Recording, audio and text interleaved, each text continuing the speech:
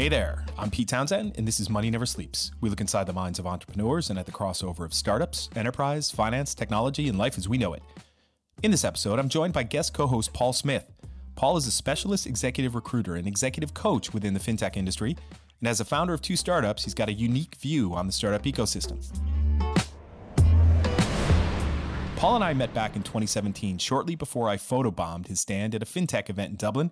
We've collaborated quite a bit since then. He and his business partner and life partner, Laura Smith from Top Tier Recruitment, were the original sponsors of Money Never Sleeps back in 2018. And since then, Paul has also launched the Possible.ie executive coaching business that counts me as one of their proud customers. I was so happy with the outcome of Paul's coaching of me that I asked him to coach the founders that we bring through the Techstars Web3 Accelerator. As one of the many hats he wears, Paul is a fantastic coach in residence for Techstars, helping startup founders find their way to positive outcomes. In this Money Talk segment, Paul and I kick things off with a look at Sam Bankman-Fried's 25-year sentence before looking at the brighter side of things with BlackRock's new tokenized money market fund. We then time travel back to the year 2017, or so we thought, with Copper's Sushi Party, and close things out by questioning the correlation between fintech funding and the crypto bull run. All right here on Money Never Sleeps. Paul Smyth, great to have you back. Thanks, Peace. Always a pleasure. You have a wonderful new little addition to the world, don't you? I do. Little baby Jude is, God, I should be quicker at answering this, 4.5 weeks old or 5.5. It's been a blur. Yeah, it usually is. Five and a half weeks. Yeah. I used to say that they weren't weeks. They were just these like 120 plus hour time frames that are stapled together one next to the other. It's like it's amazing how a day feels like 120 hours sometimes. Especially with a nearly 3-year-old running around. To be fair, you never know how it's going to go with the second and how the first is going to react. And Alex has been great, but he's just full of energy. So he wakes up at 6 or 7 or whatever time he decides he's waking up. And he's 100% straight away. There's no warm up. There's no settling into the day. It's just complete madness. Yep. But apart from that, all good, relatively well rested. I remember those days well. And yes, there was something that I did the calculation once. I've changed over something like 2,500 nappies in my day. So there's plenty more ahead for you of that, which is a wonderful, joyful thought. Part of being a father. I have a friend who hit 3 with his youngest, and he had not yet changed a nappy for her. And you think maybe she was 2.5, something like that. But it was quite mysterious that he's like, dude, do you know how to do this? When he had his youngest out with me and 2 of my kids. And I'm like, yeah, you want some help? Yeah. No, I learned very quickly. So after we had Alex, which was during COVID, we went up to the post-delivery suite or whatever you call it, up to the room anyway in the rotunda. And I kind of thought that the midwife might help with the first one, but it was very much, here you go, enjoy. Yeah. And Laura was still recovering. Oh, I had no choice. So yeah, I got inducted to nappies very early on. Hasn't it? All right. It's a skill piece. It's a life skill. It is a skill. It is a skill. And I've noticed on LinkedIn recently, Paul, that you've been a bit more thoughtful and maybe a bit more expressive. And that I was thinking that might have something to do with reflections upon being a father the second time now. That it was really good one that you did on being the one version of yourself. Right? Yep. Rather than having a work self and having a personal self, right? That It's just always just be that one version of yourself. It totally resonated with me because I've always said, listen, it's always easiest when there's only one version of the truth to tell, Yeah. With that one, and I think I referenced it in that post, and I probably have a couple of times over the years. I think you'd asked me a question for the 100th episode of Money Never Sleeps. And that was the answer I came up with on the spot when I did the presentation to this current group of Techstars, and it was all about the Oscar Wilde quote, be yourself because everyone else is already taken. Totally. And it's that idea of being authentically you and that building kind of a strong core and a strong foundation for whatever it is that you're doing. You at work, you at home, it's still you at the end of the day. So the closer you can be to that person, the more consistently you can be that person, the easier life is for you, I think. And you're able to handle the external stuff an awful lot better. But I think as you journey through life, you can very easily move away from who you are at your core. And certainly one of the big things for me when I trained as a coach, being coached while I was being trained as a coach was and getting back to who I am authentically. And a big realization was how far it actually moved away from the person. So yeah, that's a nice deep way to start today. Good to have you back. No, that's it. And it's like, I totally get that, because when you think about, being yourself at the end of my day, right? I just step outside that door behind me that you can see in the background on video that all of you out there in podcast land, the listeners, can't actually see because we don't do video and will not, because it's so much work. And that it's much more fun just to express ourselves through the spoken word rather than the visual images as well.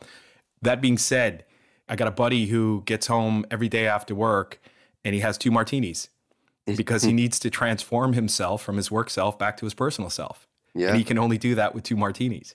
Yeah. And I'm like, all right, hey, whatever blows your hair back. I just don't. I just walk outside that door. And it's like, not even a Superman phone box or anything like that. It's just my office. So yeah, a friend of mine used to park the car down the road and just kind of sit there in his own thoughts for about half an hour before he transitioned back into personal, whatever his name was, which obviously won't be revealed. I know. And well, I mean, in this day and age, I just don't have that kind of time on my hands. I just got to get on with it.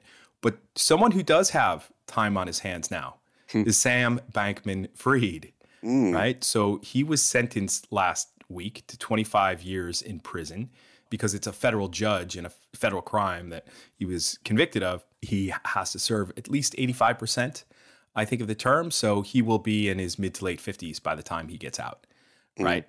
So he does have a lot of time on his hands. I've been hearing that he's been doing things such as, actually, I'm not sure if he was doing taxes for people like Andy Dufresne in Shawshank Redemption. But he was doing something of the effect to help some inmates. And, with this long of a stretch coming up, he's going to need to be a nice guy, or else he's going to get, there might be not nice things happening to him while he's in prison.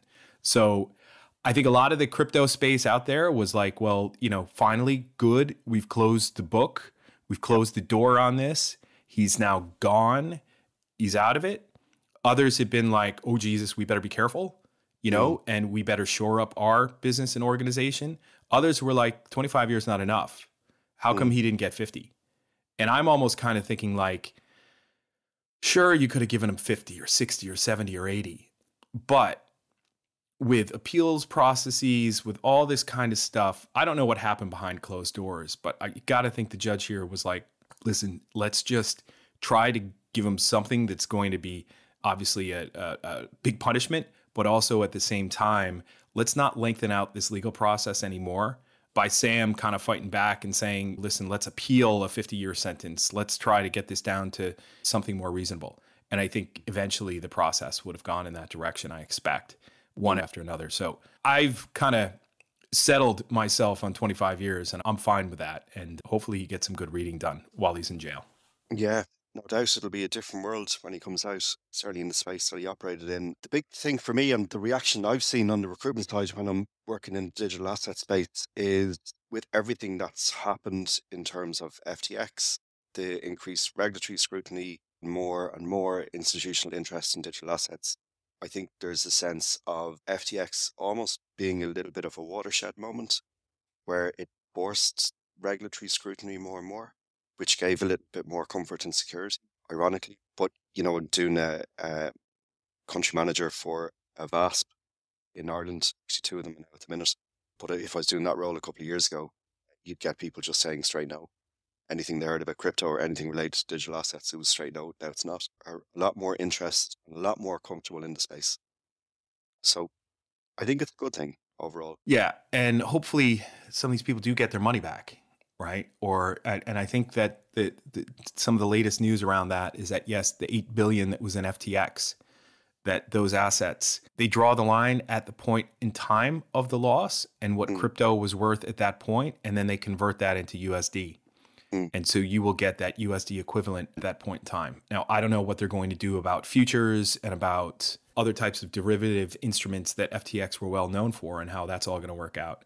But I mean, the case itself, and we've covered it so much on this podcast over the last couple of years, has been, just a major example here of how not to run a business. Never mind in crypto, in finance. Exactly. It's just how not to run a business. Yeah, completely. It's like the the whole kind of corporate governance piece was just completely lacking. Yeah. Just wasn't there at all. The one thing that was just picking away at me is, what prison is he going to end up in? And He's going to visit. Yeah, Get him on the podcast. Exactly. Why not? Need to know where he's going to be, because he's plenty of time on his hands. But they're looking at a couple of different ones. I think one of the rules is that you need to be within 500 miles of your family. And so that means somewhere roughly in or around California or West Coast for him. And that there were two that they had pointed out as perhaps being, prisons he might be sent to. So one called Atwater, one called Mendota would be his best outcome. They're minimum security prisons, probably a bit more like a hostel at the top of O'Connell Street back in the 90s than something like in Shawshank Redemption with poor Andy Dufresne. So yeah, obviously the listeners can't see, but it actually looks like Pete's looking at TripAdvisor right now, checking out the ratings of various low security federal prisons in and around the California area. Yes, TripAdvisor is where you find all the best information on where to pick out your favorite prison to spend a few days. Massages, I bet, are something that are kindly offered in some way, shape, or form. So, okay. So a guy called, and this is in a post by Unchained, which is a podcast by Laura Shin. And they spoke with a guy called Christopher Zoukis for this post, who consults with criminal defendants on their sentencing. So he said the Bureau of Prisons does take into account for very notorious cases. For more cause célèbre, they try to place people at institutions where they will be safe. High security prisons are like war zones. Inmates run everything. So he said that if I'm a betting man, I'd say he goes to FCI Terminal Island in San Pedro, referring to this low security institution next to the port of Los Angeles. It has more of a jail feel to it than the minimum security camps, but it is known as a fairly cushy place to do time, with major COVID outbreak and ongoing infrastructure issues being more notable than inmate violence. All right. So I kind of point to, do you remember Michael Milken? No. Michael Milken was part of the whole, look at the FTX of the 80s, really, which was a new instrument, a new innovation in finance called junk bonds. And Michael Milken ran businesses that were kind of the major purveyors of junk bonds, and that they did a lot of things wrong. And there was some insider trading. And so he was sent to jail. And there's a book called Barbarians at the Gate, written in the 80s, that I read when I was in college, that kind of told the whole story of what happened. And he probably did a few years in jail. He had cancer while he was in jail. He came out. And now he's set up a pretty decent institution called the Milken Institute. It's a nonprofit, nonpartisan think tank that helps people build meaningful lives. I know a few folks that are involved with it, really good people. When you think about the parole board that Red had to go through coming out of Shawshank Prison, that he said something like, "That kid's long gone, and this old man is all that's left. I got to live with that." Listen, I wonder what Sam's parole board speech will be in probably about 20 years, because 20 years is probably be about the time where he's going to start thinking about getting out. Yeah. What will he do next? Will he actually become that, what was the word, altruistic sort that he was portrayed as, but was being falsely portrayed as, because that wasn't really what he was at the core. So I think it's a lot of speculation on where this is all going to go, but there's some kind of a smart brain, if not yet calculating and somewhat sociopathic at this stage, but hopefully that will be mellowed out over the next 20 to 25 years that he has time to think about this. Could set up a ramen exchange. A ramen exchange. I believe ramen is a well-used currency in federal prisons. You could tokenize ramen, I bet. Oh, that's ramen there. You should get his application in for Techstars. Absolutely. Absolutely. Yeah, I'd do some serious legal DD on him to see if he has any past convictions. You know what? We're laughing about it and stuff, and I think it's good sometimes to be lighthearted about stuff like this. But it's just every so often big things like this just blow up. Everyone knows about Jordan Belfort, Wolf of Wall Street, and all of that kind of stuff.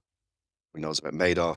I think with FTX, it obviously wasn't the first scandal in crypto and digital assets, but it was the attitude that came with it, I think, was pretty shocking. It was almost like he felt he was like a deity, God amongst men, couldn't be touched, knew everything. I know. 25 years. Tons of people lost millions of dollars. My wife and I were up in Lenox, Massachusetts a few years ago. Actually, probably just 2 years ago. So in Lenox, Massachusetts, lots of wealthy people there, lots of nice restaurants. And apparently the owner of a number of the restaurants had all of his wealth, or the majority of his wealth, with FTX. And he lost everything when FTX went under, including those restaurants. And I don't know what happened to them, but my wife and I had a very good time at one of them. And, just examples of real world cases here where people did lose out. And it's just completely. And like even closer to home during the financial crisis and stuff, the amount of people that had money in safe bank shares in Ireland, pensions gone overnight, completely wiped out, essentially. So keep it all under your mattress, right? Keep it all under the mattress, that's it. Yeah. Or self-custody, maybe the way to go. Exactly. No, hearing a lot more about that these days with a lot of folks working on some really cool ways to enable custody. We'll get there. But speaking of real world assets, we've got big news coming from BlackRock in the last couple of weeks, and that they have launched a tokenized fund, and it's called BUIDL, BUIDL, which is the BlackRock USD Institutional Digital Liquidity Fund.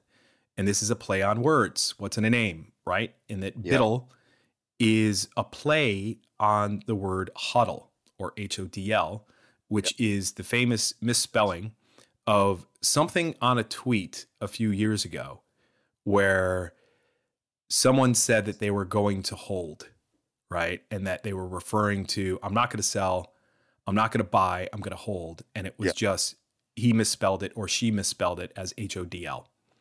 And somehow the press got a hold of that and thought that it was an acronym for hold on for dear life, but it's not. So what we've seen is a number of, especially during the bear market, probably a little bit before that as well, is that people have taken that HODL and they've played that into, well, I'm going to go build my business, but I'm going to BUIDL it. And the thing with this fund is that it is on chain. This is basically the closest thing to a money market fund. And it is a money market fund that you would find in TradFi and the funds industry that, I was part of for a long time, that you've been quite integrated in for a very long time as well in the past, Paul. The fund itself is transacted on chain. So you buy shares of the BUIDL fund on chain on Ethereum, but your transactions are going through a more traditional platform hosted by Tokenized, led by CEO Carlos Domingo, who I've met a couple of times. They are one of the kind of OGs in this space trying to bring security tokens into the mainstream. They've been working on this for a very long time. And this finally now, for Securitize at least, is a big jump forward for them. They're regulated as a transfer agent in the US. They do all the responsible filings with the SEC that they need to be doing in order to stay above board with all this. And that they are, the way that the fund actually works is that, yes, your purchases and your redemptions need to go through Securitize, and they need to reflect everything that's on chain. They need to reflect that off chain so they can send the security master file to the SEC when they're filing basically the share register, who holds what. So it looks like, from an on-chain perspective, that it is an on-chain money market fund, right? It looks and smells a little bit like a yield-bearing stablecoin, but it is actually a security. And so that means that anyone who is not a regulated broker-dealer in the US, they can't sell it. So this isn't an asset that you can go to a crypto exchange, a centralized crypto exchange, and buy and sell. You can't do that because it's security. It's a big step forward, a huge step forward, in terms of trying to build this bridge between TradFi and crypto, but it is something that still is a little bit of a ways off. One interesting point that I heard on the podcast I listened to this morning was Bankless, and they had Carlos Domingo on from Securitize, who are the main service provider, the tech platform that is connecting the off-chain world to the on-chain world here. He said that there is because this is all on chain, you can go out onto Etherscan and check it out. Just go onto Etherscan and put in BUIDL, BUIDL, that there is an on-chain contract that allows for a swap between USDC, the stablecoin, and the BUIDL shares, the tokenized security there. So they were talking about that as being a very exciting thing. It hasn't been publicized that exists yet. And again, even if you wanted to get BUIDL shares, there was a minimum investment, I think, of the advertised one is 5 million, but I think the fund documents are saying something like 100,000. I think it was 100, yeah. Yeah. So it's a big step in the right direction. But and I think they're already at something like 245 million after a week. Yeah. But for all the, crypto OGs out there, it's not anything that they can rush to in a hurry because it's not a retail product. And, so unless you're kind of the treasury of a DAO where you're dealing in the millions and the tens of millions sometimes with managing your treasury, that, the average crypto investor with 1,000, 2,000, 5,000, 10,000 USD worth of liquidity won't be able to get into that. So, yeah, it feels like the technology is the important piece in this. It is. With it being on chain. It's a big important part of it. One of the other podcasts that I listen to a lot and I talk about is the On the Brink podcast from Castle Island Ventures, Nick Carter and Matt Walsh. And I think it was probably about, 20 episodes ago. They had one of the guys on from Coinbase who was talking about what they had built around the ETF infrastructure for the Bitcoin ETF. I don't know whether it was Matt Walsh, who was a host of that podcast, or the guy from Coinbase who was on who said this, but it was either way a suggestion that, listen, if we built all this for an ETF that is enabling the holding of tokenized assets, obviously Bitcoin is a token, that imagine what we would be able to do when the traditional markets start trading tokenized assets. And so you've got that side of it. You've got Securitized, which probably are the ones in the whole business that have been working on these types of things. Shout out to Fund Admin Chain and Brian McNulty, but probably business better known as FAC at this stage, who've been working on this as well. And that they've built so much around this that we'll be able to plug into this tokenized world. But Securitized have been at it since I first got into this space. And I remember them as being one of the OGs in this. I was a couple of years ago, back when people were talking about it, it was about the separation. So the technology was in and of itself a good thing that could be used for things away from crypto. So if you're talking about a blockchain business, it doesn't necessarily have to be linked to crypto. And it feels like this is kind of the same thing where it's that separation and people are starting to really embrace the technology within TradFi that would have been always linked to crypto and seen as, risky and not something that they want to get involved in, even though that's obviously changing as well. But it does feel like it's that technology piece. And I mean, obviously probably better than me, the amount of advantages that you have building something on chain as opposed to how we used to do it. It's still done at the minute for the majority of traditional financial services. Yeah, and it's almost equivalent back to, again, hedge funds back in the early 2000s when you had traditional firms that were going all the rage about hedge funds. Like, we need to buy a hedge fund service provider if you're a fund administrator. If you're a big asset manager, you need to bring some people on who could manage a sleeve of assets that could be put into a hedge fund vehicle. And then all the changes in regulation that came around this in 2007, 8, 9, 10, 11, 12, that feels like Sesame Street, me saying that or something. But all of these, it's financial innovation. It's financial innovation. You're not going to stop it. You're not going to put it back in the box. And back in 2015, 2016, when I got into the space, there was that whole camp of blockchain hate crypto. And for me, it all came together around 2017, 2018, where it was, you can't really have one without the other. What you can have one without the other is that the top 10 crypto assets out there are 95% of the value of crypto. And 5%, you've got so much junk in there, just useless stuff, tons of meme coins. The ability to tokenize emotion is where we're playing right now on the further end of the crypto spectrum. Do with that stuff what you want. But at the same time, it's like, if you are leveraging crypto for your own financial wealth, for your own financial means, for savings, for that type of stuff, stay in the waters where you could swim, which is probably a bad example for liquidity, because the deepest waters of liquidity are in the Bitcoin and ETH end of crypto. But anyway. Yeah. Stay away from the crypto bros and the scantily clad people with sushi on them. Yes. That was a surprise.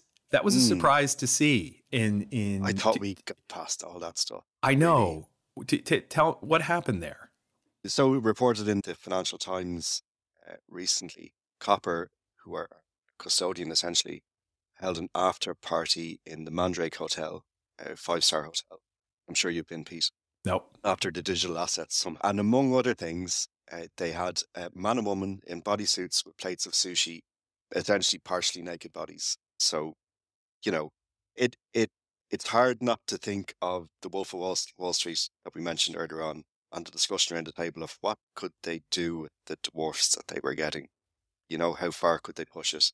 It was that whole scene of kind of testosterone build, what's the word, excessiveness, and F everyone else. Yeah. If I can say that letter on your podcast. Yes. No, you could say the full thing if you would like, Paul. Go ahead. For unlawful carnal knowledge. Exactly. But it's just that whole idea of the crypto bros, you know, this idea that there's a bit of a men's club in blockchain and crypto in general. And this idea that stuff is still okay, just set the wrong tone. Totally. And I think particularly when it's an industry that struggled with reputation, with things like FTX and other issues that have come up previously, and for an industry struggling with reputation and getting over it so well, I think in the last few years, it's just shocking to see. It really is shocking to see that someone somewhere could have approved something like this. Like, you can't blame no prior knowledge, whatever. Someone somewhere knew this was going to happen. And then the fallout from it, you know, saw on LinkedIn the other day, Saudi Custody ceasing their partnership with Copper, which was just announced in December. I'm sure there's others out there that are at least questioning what's going on. So it has a real business impact. But I think the fallout from this, even though it may not be kind of widely reported on, it is going to be that this stuff just isn't okay and isn't going to run with an industry that's starting to gain traction and gain interest from institutional investors and become a lot more mainstream and everything else. This stuff just isn't okay anymore. When I saw that, I was wondering if someone missed the memo, right? When you have a business the scale of Copper, that you may hire a party planner and say, listen, we're here in London. We're going to this event. We're sponsoring some activities here at the conference. We want to have a party afterwards. Can you please set this up for us? And maybe someone who has been on the fringes of crypto or not even involved in crypto said, all right, tell me about crypto. And someone told them about crypto from the year 2017. And that, yes, there is still a lot of this stuff floating around out there. But, you know, at the Token 2049 conference in London in 2022, when I was outside that conference venue, there was a Lamborghini parked outside. In 2023, that Lamborghini was gone because we're in the middle of a bear market. And so, yeah, I think someone missed the memo here that this is not what we're trying to project in crypto these days. And that, yeah, very unfortunate. There's, you know, just reading into some of this, though, that Copper was founded in 2018 in East London, has unsuccessfully sought to gain regulatory approval from the UK's FCA. And then you look at businesses like Archax and Graham Rodford, who's been on the show way back in 2018. Shout out to Graham. Always good with intros, Mr. Graham Rodford. That they did get their regulatory approval back in 2019, 2020, I think. Right? They were one of the first ones to get it in the UK as a crypto service provider and as a custodian. You know, so, and I know him. I know the folks in that business, and I kind of know how they carry themselves, and I know the heritage of their business and where they came from and their understanding of governance and those types of things, and understanding of how to project the image of your business. Again, still some lessons to be learned here. I'm hoping that it was a bad decision of a party planner missing the memo rather than the CEO of Copper signing off with a briefing on, hey, here's what we're going to do at the party. We're going to have a man and a woman dressed in their swimsuits and lying down on a bar, and people will be picking their sushi off of their bodies. Yeah. To me, that's just gross. Yeah. Like, unsanitary at best. No, worried about the tummy bug the next day. But, exactly. So not for me either in image or in taste. Yeah. think like these things can happen and you can have anomalies, but I there's got to be a little bit of a concern about the culture, and someone has to have seen it somewhere. And what part of that person thought this is okay for us? As I said, this could be a complete anomaly, and obviously we don't know the ins and outs of exactly how it went down, or who approved what, or what they actually proved and what they saw, etc. But companies talk about values an awful lot, and a lot of the times those values are developed in a boardroom or a little subcommittee, and it's like, these are the values that we want to have, but you go ask the employees about the values and they can't tell you. No. And they certainly don't relate to whatever it is that you've decided your values are. I think that idea of kind of lived values is something that is becoming more and more important, certainly from a recruitment perspective, particularly at the senior end now, where people want to believe in the business that they're going into. And they want to believe in the mission, they want to believe in the values, they want to really kind of buy in and get behind it.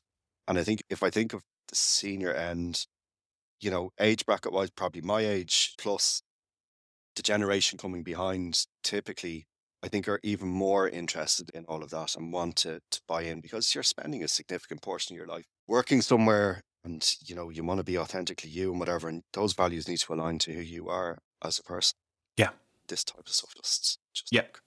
I know when it comes to the values, and we talk to the Techstars founders a lot about this, Paul, is that one of the first questions we ask them on the onboarding questionnaire is, what are your values? What are the values for your business? Yeah. Some of them list out some really good ones that I can get behind. Others list ones that need some work.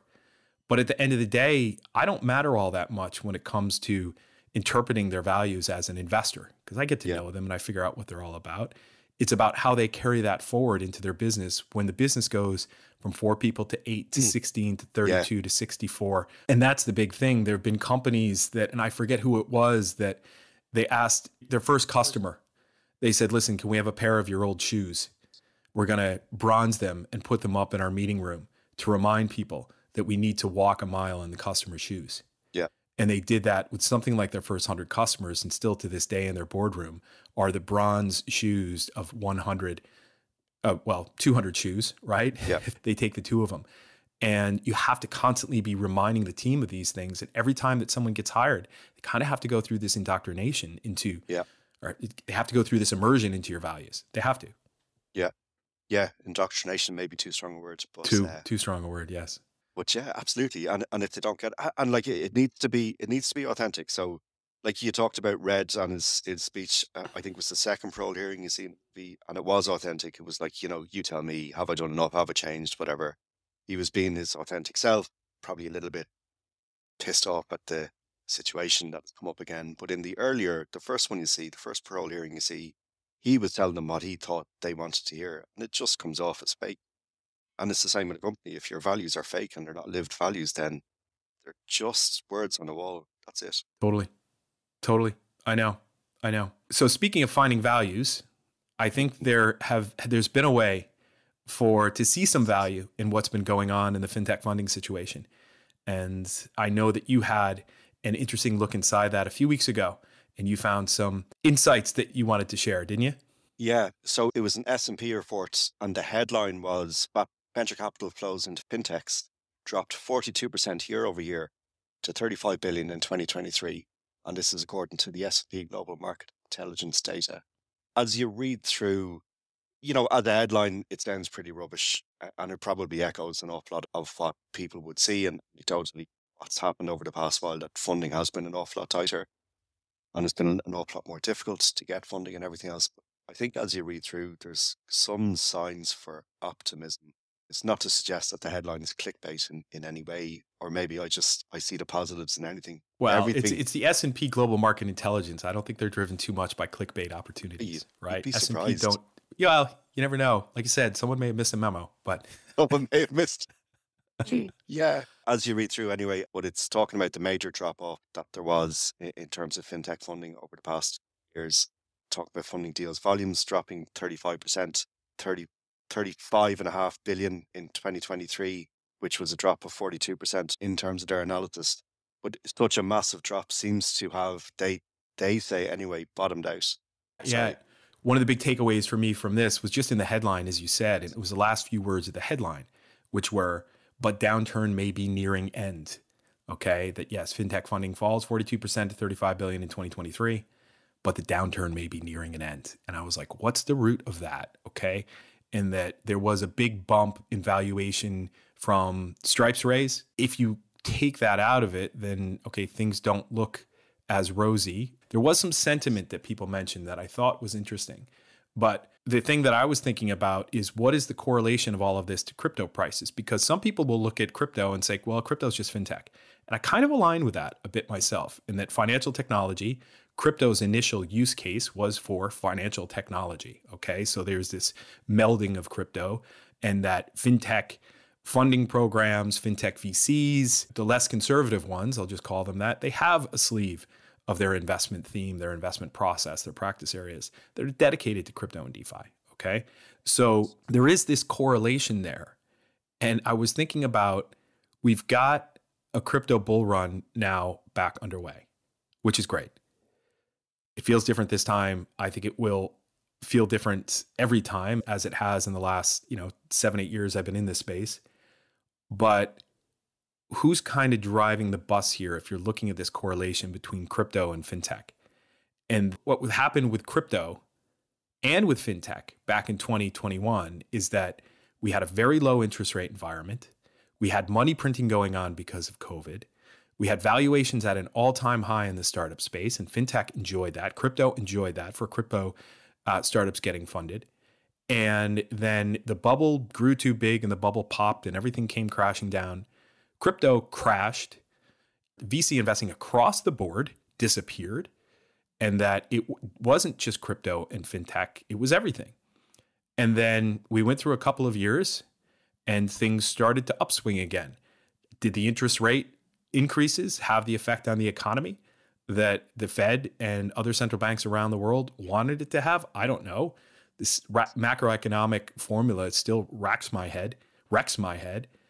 But if there is a correlation here between the downturn ending in fintech and a crypto bull market underway, does this crypto bull market, the optimism of that and the hype of that sometimes seep into more traditional financing mindsets? Are we there yet? Is it at that point where the crypto bull run is then signaling to other segments of financing activity that it's okay to get back in the water? Or is this an anomaly? Is that a bit of a stretch? Is this an anomaly? Is this just, hey, we had the BTC ETF, we had the boomers coming in, we have the halving coming up, and Colin Platt, shout out to Colin, he was on the show years ago as well. He posted something on Twitter a few weeks ago that was like, silly boomers, didn't you know the halving's already priced in?